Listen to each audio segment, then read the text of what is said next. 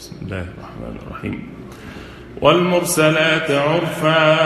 فالعاصفات عصفا والناشرات نشرا فالفارقات فرقا فالملقيات ذكرا عذرا أو نذرا إنما توعدون لواقع فإذا النجوم طمست وإذا السماء فرجت وإذا الجبال نسفت وإذا الرسل أقتت لأي يوم أجلت ليوم الفصل وما أدراك ما يوم الفصل ويل يومئذ للمكذبين ألم نهلك الأولين ثم نتبعهم الآخرين كذلك نفعل بالمجرمين ويل يومئذ للمكذبين ألم نخلقكم من ماء مهين فجعلناه في قرار مكين إلى قدر معلوم فقدرنا فنعم القادرون ويل يومئذ للمكذبين ألم نجعل الأرض كفاتا أحياء وأمواتا وجعلنا فيها رواسي شامخات وأسقيناكم ماء فراتا ويل يومئذ للمكذبين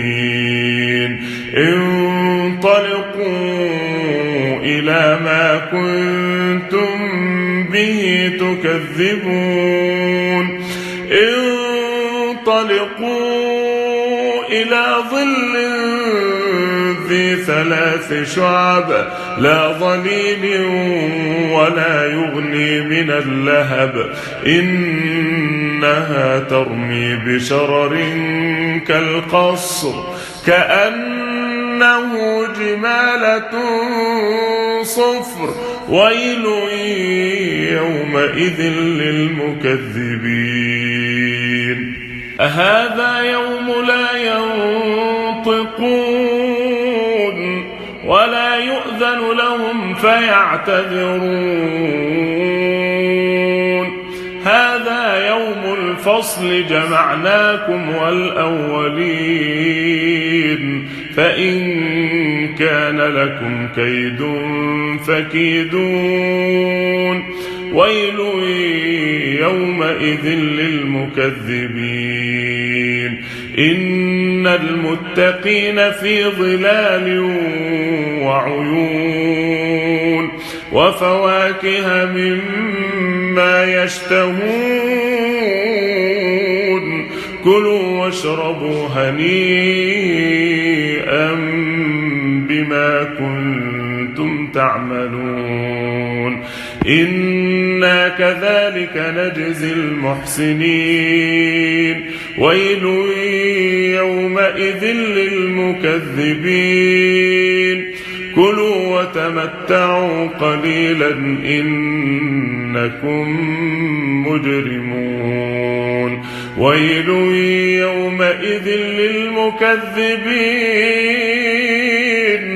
وإذا قيل لهم اركعوا لا يركعون ويل يومئذ للمكذبين فبأي حديث بعده يؤمنون